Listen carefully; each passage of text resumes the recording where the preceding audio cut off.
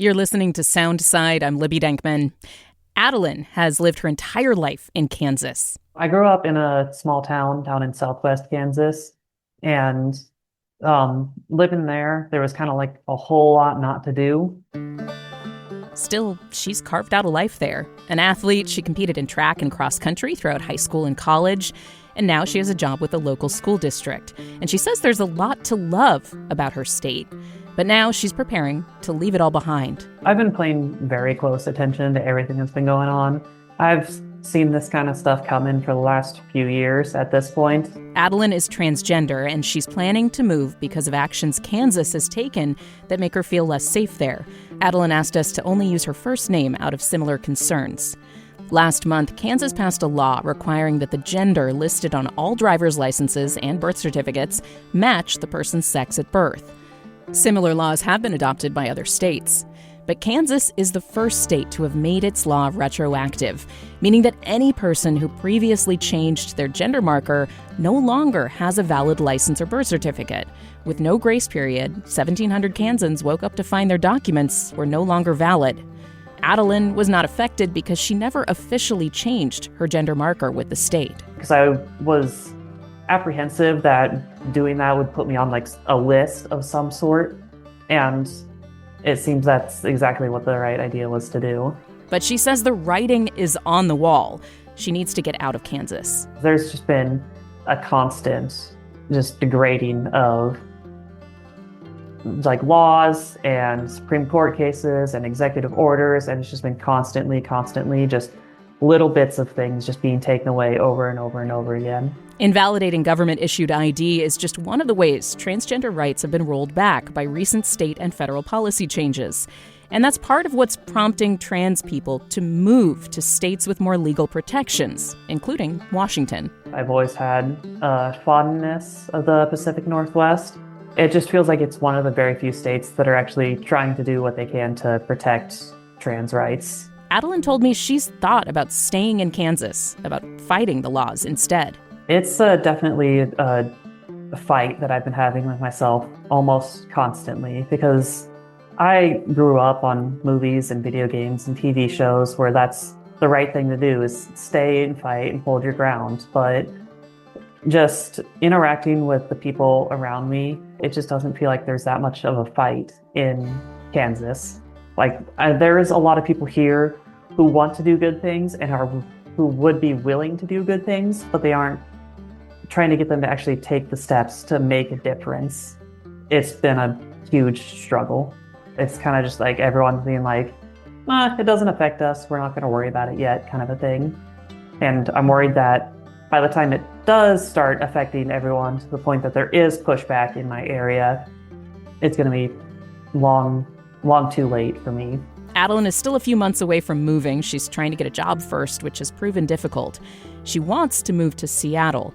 To help make that happen, she's gotten the support of a local nonprofit called Traction, or Trans Community Action. I was just scrolling through TikTok one day, and I saw them on their TikTok account. And I was like, okay, I'll save that for later, just in case I need that. So now I got to the point where a few months ago, it's like, okay, I should try to move sometime soon. So that's when I reached out to them. They've had a ton of resources that they've shared with me. They have a lot of just information that they have right now. I wanted to learn more about what Traction is and how they're helping people move to the Pacific Northwest. So I sat down with Michael Woodward, executive director of Traction, and Aspen Coyle, program manager for Traction's Project Open Arms, which is designed to assist trans people moving to Western Washington. Michael told me that the organization started as a volunteer group designed to be a way for trans people to come together and meet each other while also doing good for the community. But as Michael began hearing more about trans folks that were trying to leave red states, it became clear to him that the mission for Traction needed to expand. That evolved into Project Open Arms. We put together some application forms and things like that, and I hung up our shingle at a couple of pretty high-traffic websites, being the Human Rights Campaign and Trans Lifeline. And all of a sudden, we started getting applications. And so then we kind of built the program around what was happening there. I want to talk to you more about what you were hearing when you started to get those applications. But first, Aspen, on the website, Project Open Arms is described as supporting trans and red state refugees seeking sanctuary. What does that kind of support look like? What's the goal of Project Open Arms? Well, essentially, I think a lot of people do not understand how hostile many areas in red states are to trans people. I talk to people all the time who have been fired for being trans, who got kicked out for being trans, who are getting harassed on the street, sometimes even assaulted on the street. It is really, really hard to be visibly trans in a lot of the country right now. And Seattle might just be the best place to be trans in the country. So even though there is harassment that happens here, there are issues that happen here, but comparatively, Seattle is safer. Absolutely. I would say one of the big differences, I've been harassed in Seattle, but the difference is when I'm harassed in Seattle, I know that there's probably other trans people around. There's probably other trans people that will see what's going on. And we actually have some pretty cool cis people here. Maybe some of them will step into. There's this sense of the community having my back in a way that I have not felt when I'm in red states. And so what is the type of services that you're able to provide or assistance you're able to provide to people who contact Project Open Arms and Traction? Well, the biggest thing that we do is we provide information. We talk to people. It's essentially a peer support model. So we typically start with helping people talk about where they want to go. Most people do not come to us saying, I want to move to Seattle or I want to move to Bellingham. They're just saying, hey, I need to get out of my state. So the first step is typically figuring out, okay, where do you want to go? We help people who are trying to get to places besides Seattle, besides the PNW, although we have the most experience here. And so it starts with trying to figure out a location. Once they choose a location, then we typically move on to helping them get a job. Then after that, it's helping them find housing, then make the physical move, and then finally, once they are in a place that's safer, helping integrate them into community. Michael, you mentioned these applications started rolling in. What were you hearing from people who were reaching out? Well, a lot of distress. A lot of people felt like they needed to move right away, and unfortunately, the folks that we heard the most from are people of color, people with disabilities that didn't have the means to just move themselves, right? And that's part of what we try to address is to help folks who don't have the means to just move themselves. And we still hear desperation, folks that have been kicked out of their homes, especially younger folks. We don't work with minors, but we will work with young adults and families with kids, obviously. But there's a lot of people who are being harassed, beaten on the streets, arrested sometimes, pulled over for no particular reason. And, there's just so many ways that people can be harassed. And if it's not physically, there's, the state level harassment of the laws and everything. And some people just want to not be around that at all. Yeah. Aspen, moving is always hard. Cross-country moves are incredibly difficult. What are the unique challenges for moving when you're trans or relocating to a new city like that when you're trans? I think one of the biggest challenges that trans people face when moving is really the economic side of things. Trans people are one of the most economically disadvantaged groups that we have in this country. Trans men make about 70 cents on the dollar for every cis person. Trans women make about 60 cents on the dollar. So moving costs a lot of money. It costs about $5,000 or so to rent a U-Haul and drive across the country. Lots of people do not have a spare $5,000 sitting around. So that is, I would say, typically the biggest challenge is just finding the funds to make it work. And we do have some ways that we support them. We connect them with an organization called Elevated Access that we are able to get free flights for people through. And we also have connections at the Northwest Furniture Bank, which is a local organization that will fully outfit an apartment with furniture for people that are moving here. So if you can get somebody from, hey, I need $5,000 to drive a U-Haul across the country, to, hey, we can get you a flight, we can get you a fully furnished apartment, you just have to get the actual apartment itself, that can be a pretty big increase in the ability of people to get out here. How many people have contacted you and how many have you provided services to so far, Michael? Since August of 2024, we've had over 1,000 applications. Wow. We haven't been able to address nearly that many, of course. We have done 492 folks altogether. We've done 331 cases, and that includes families. So We've helped 91 people move, 56 to Washington, 13 to Oregon, and the remainder other places. And then also we've helped 18 people who had already gotten here, and then they found us to help them with other stuff. And these are people coming primarily from red states? I mean, where are they originating from? So last year, Texas was the biggest state, followed by Florida and Indiana, and I think It was Texas, then Florida, then Ohio, then Utah. I think when I think about people having to leave because of the repressive laws and because they've been harassed and they've faced discrimination, that is, something that is a whole different level from, say, somebody who is in a red state and maybe they don't agree politically generally with, the people around them. But there is this phenomenon that's been called, I think an author called it the big sort, or, there's different political scientists who have seen this, that basically, talks about the ways that we cluster together based on different, interests and affinities, and often, politics is part of that.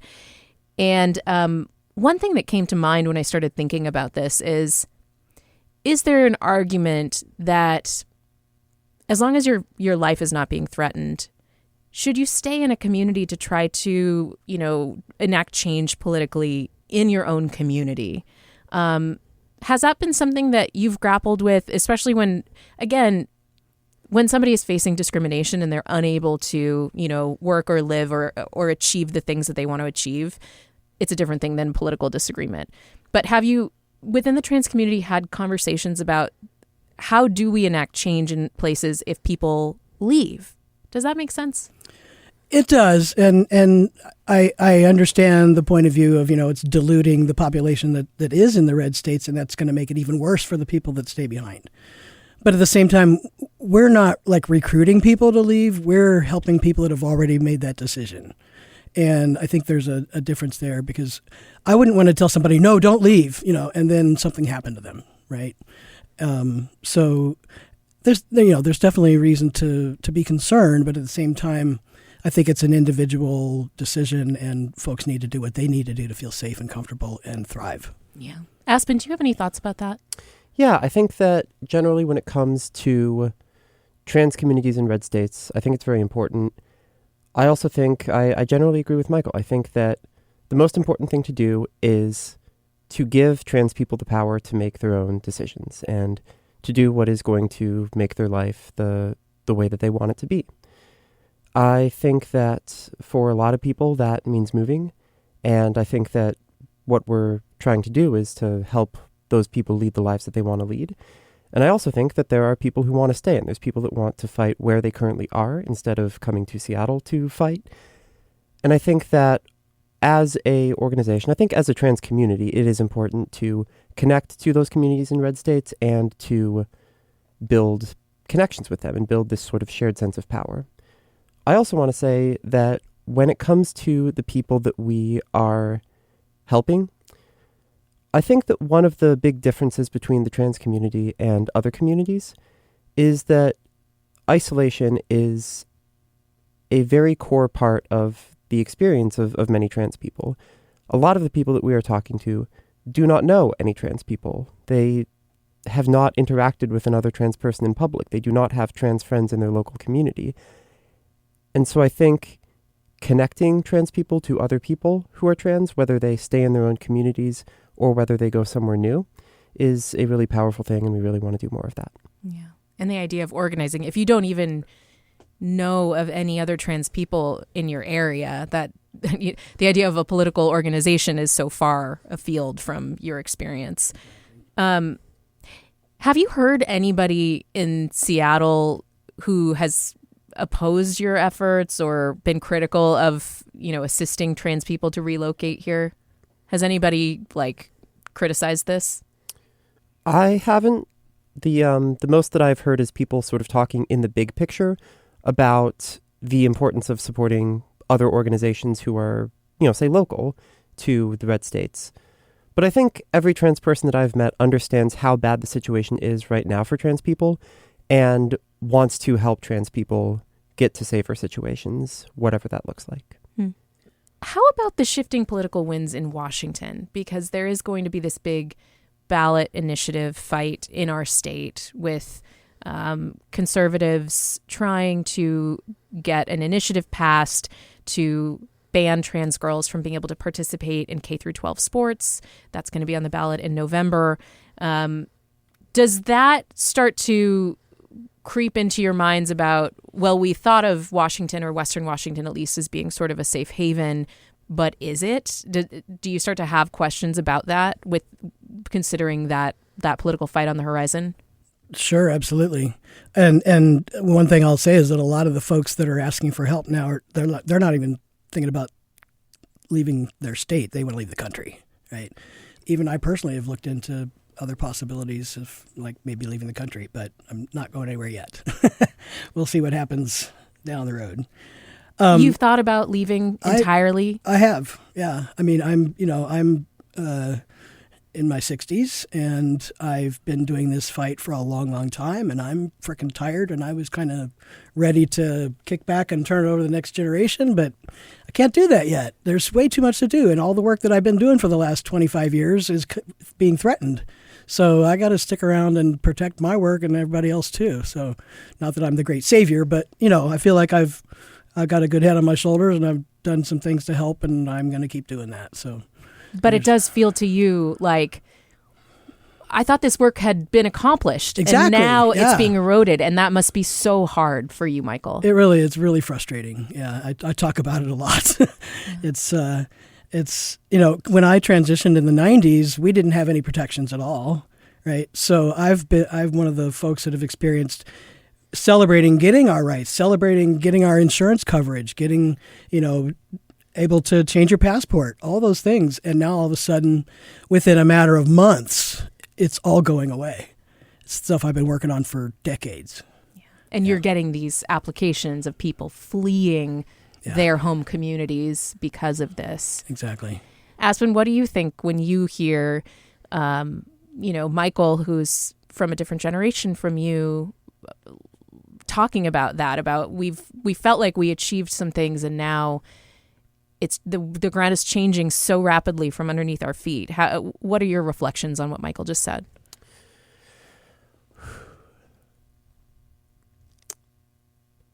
I think there is a sense of fear there in some ways, a sense that there has been this rollback. There has been this retreat from this high watermark that we had. And I think there is this fear that it's going to continue, that things are going to keep getting worse. And simultaneously, I feel a sense that communities like we have in Capitol Hill, the fact that I can walk down the street and see a trans person, probably a trans person I know, within 5-10 minutes, is something really beautiful and something very new. And that makes me hopeful for the future. Aspen, what other kinds of support needs to happen for especially people who are relocating to flee restrictions on trans rights around the country? I mean, I'm thinking about, Portland, Seattle, Bellingham to a slightly lesser degree, but Bellingham's getting more expensive. These places that people are going to, if they're blue cities especially, they're often very expensive. What kinds of supports do the people that you work with need? Like you're saying, I think the biggest support that is needed is economic. Trans people make a lot less money than cis people on average, and we're about twice as likely to be unemployed. And yes, we are stuck in this bind of the places that we are safe are also the places that are very, very difficult for us to afford. I also think that even in Seattle, nearly every trans person that I know has had the experience of walking into a job interview and seeing the look on the person's face change and recognizing I'm not getting this job. I think that one of the biggest changes that needs to take place is, honestly, it's people being willing to hire trans people. We are really good at the various jobs that we do when we are given the chance to do them, but often we're not given that chance. I think also having more areas that are trans-friendly to begin with is very important.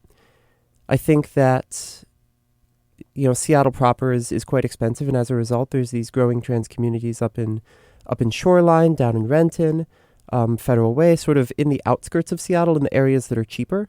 There are these growing trans communities, and I think you'll get over time something similar to what you see in sort of the core of Seattle, which is when cis people interact with us in a day-to-day sort of way, they start to see that, oh, this isn't, the cartoon that I've seen in movies and on TV.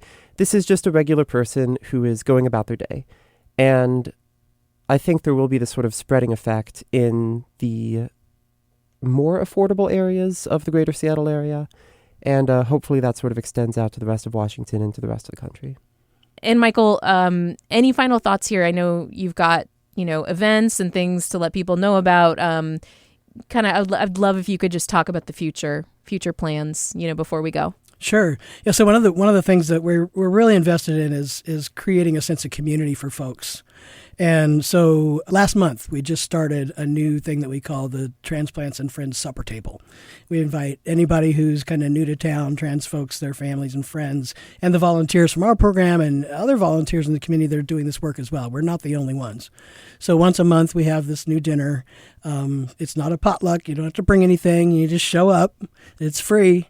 And all you have to do is RSVP, and then you get a location. It's on Cap Hill. And that's on the fourth Tuesdays of the month. And then on March 31st, we are doing a storytelling event called Moving Stories, Trans Tales of Hope and Homecoming. And it's going to be 4 or 5 of our transplants coming to kind of telling their story about what that brought them to be on that stage in that moment. Not all of them are literal moving stories, but they're more of maybe like spiritual kind of thing, whatever. I like a loose interpretation of moving, right? So, and that's going to be down on the south side. And again, just go to our website and you can find the RSVP link and all that. Aspen, any final thoughts for you, especially when it comes to the future and your hopes? Yeah, I guess one of the things that I think of a good amount when I am feeling kind of, down or hopeless about the future is just some of the various experiences that I've had here in Seattle and how that contrasts with growing up, I guess. Because I grew up in Alaska, and the only time I ever saw trans people, mentioned was just, as a punchline, as, the butt of a joke in a movie or a TV show or something like that. And in the last couple of years, as I've been in Seattle, I'll go to a concert, and it'll be some trans person performing, and the crowd will be filled with cis people who are appreciating them and admiring them and see them as a figure who they genuinely look up to. And that's not something that I really could have imagined growing up. So that gives me hope, I guess. It feels like this is a very hard time to be trans. And it also feels like we are so public, we are so visible. And right now that makes us a target. But I think that is something that can't really be put back. That's Aspen Coyle. She is program manager for Traction's Project Open Arms. Traction stands for Trans Community Action. Thank you, Aspen, and thank you also to Michael Woodward, executive director of Traction. Really appreciate both of your time here today. Thank you. Thanks for having us. It's great to be here. Thanks for listening to Soundside. Don't forget you can listen live on KUOW 94.9 FM Seattle at noon and 8 p.m. Monday through Thursday, or anytime online at KUOW.org or on your favorite podcast app.